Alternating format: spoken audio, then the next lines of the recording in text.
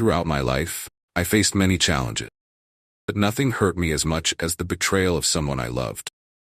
My youth was full of hope and dreams, but everything suddenly plunged into darkness. Betrayal I wouldn't wish on anyone. And the worst part, it came from the person I least expected, the woman I had placed at the center of my life, Marcy. Everything started with her. That was just the beginning. The wounds of the past hadn't even healed when a new story began. This story came with a fortune, but at the time I had no idea what it truly meant. Everything changed in a single night when I started university. Everything was going great when I met Marcy at the University of Michigan. I can say it was love at first sight. I made it clear that I liked her on the first day, and luckily, she wasn't indifferent to me either. Before long, we became inseparable.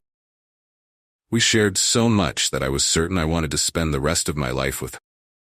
That's why I proposed to her on Christmas Eve, and we started planning our wedding for after graduation. At first, everything was on track. As spring break approached, Marcy's friends wanted to go to Florida, and she decided to join them.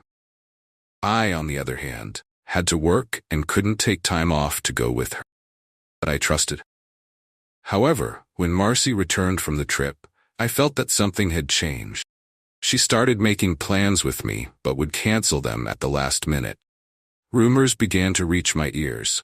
They said Marcy partied non-stop during spring break, spending each night with a different guy.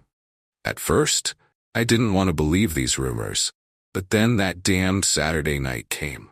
There was a big party at Stella Hansen's house, but I had to work. I told Marcy I couldn't take her, and she said she wouldn't go without me. While I was at work, two guys I knew came into the restaurant. Harry Short was surprised to see me there. I saw Marcy at Stella's. I thought you must be there too, Dad. Something inside me broke. I immediately left work and headed to Stella's house.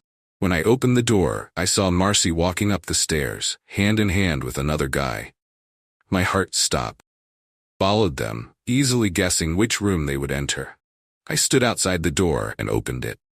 What I saw was beyond my worst fears. Marcy was lying in his arms, her eyes closed. I quietly approached her and whispered, "Marcy, baby, open your eyes and be surprised." When she opened her eyes and saw me, her face turned pale. "Keep the ring, Marcy," I said coldly, turning to leave. As I walked down the stairs, I saw Nancy Newbert, one of the girls who had gone to Florida with Marcy. I walked up to her and said, "Thanks for convincing Marcy to go on spring break. If she had stayed here, I would have never known she was a cheater," and I left the party. In the days that followed, Marcy tried to win me back. One day, when I finished work, I found her sitting on the fender of my car. "We need to talk, Rob," I said. "I've already heard everything I want to hear, Marcy." But she didn't give up. "That guy isn't my new boyfriend," I said. "You're the man of my life, Rob." Marcy started telling me about what had happened during spring break. She had been with other men. "I was just curious, Rob. I never stopped loving you, but that curiosity led me to this point," she said. I couldn't believe her. How could she expect me to accept this? "I want you to tell me it doesn't matter," she said. "Doesn't matter? Are you out of your mind?" "Of course it matters." I exploded. "The time to satisfy that curiosity is before you take your wedding vows," I said firmly. As the argument escalated, I made it clear that there was no coming back from it. The trust was broken beyond repair. The pain of betrayal deepened with each passing day. I tried to focus on my work, but Marcy's actions kept haunting me. I had truly loved her, but I knew I could never trust her again. I threw myself into my work, giving everything I had to be successful.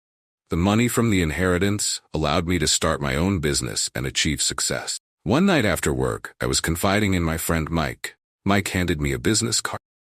"This won't solve all your problems," he said, "but it might help you relax a little. Premier Escorts, discreet, professional, and no strings attached."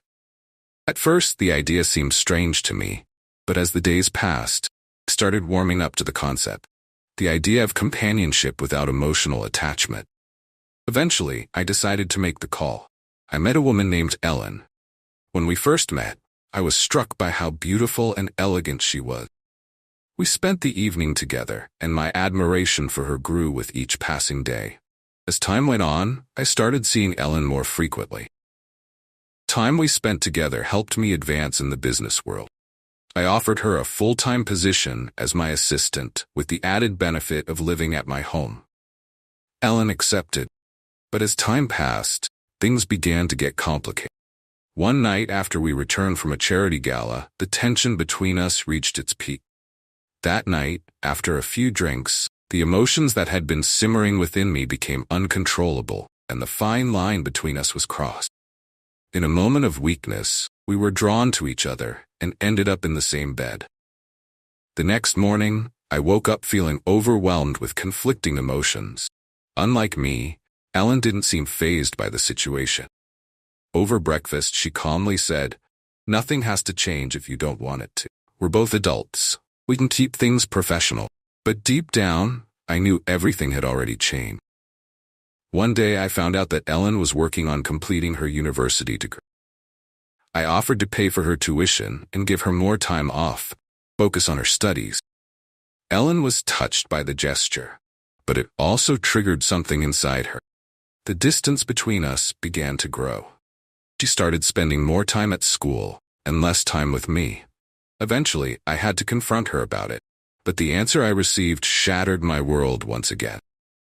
"I don't want to lose the freedom I've earned, Rob," she told me. "I care about you, but I'm not ready for the kind of commitment you're looking for." Her words ripped open the wounds I had been trying to heal since Marcy's betrayal. "I understand," I said coldly, even as my heart broke. "You should move out, Ellen. I'll honor our contract, but I think it's best if we keep things strictly professional from now on." As I watched Ellen pack her things and leave, familiar emptiness settled over me. Once again, someone I loved was walking away. After Ellen left, I started feeling even more alone. The office Christmas party was approaching, and Ellen had always been by my side at these events. I didn't want to go without her, but as the owner of the company, I knew I had to attend. That night, I forced myself to show up at the party. Chatted with employees, handed out bonus checks, and even managed to crack a few jokes. Just as I was thinking of leaving early, my secretary Mona handed me a small gift. "This came for you," she said with a mysterious smile. "You might want to open it in private." Curious, I opened the box and found a hotel room key for room 412, where the party was being held. My heart began to race, and I headed toward room 412. I slid the key into the lock, and the sight that greeted me took my breath away. The room was decorated for Christmas, and Ellen was sitting on the bed, her eyes shining. Couldn't believe it. Ellen had come back for me. "What does this mean?" I asked, still cautious. "It means I'm ready to commit to you completely," she said. "You still want me, Rob?"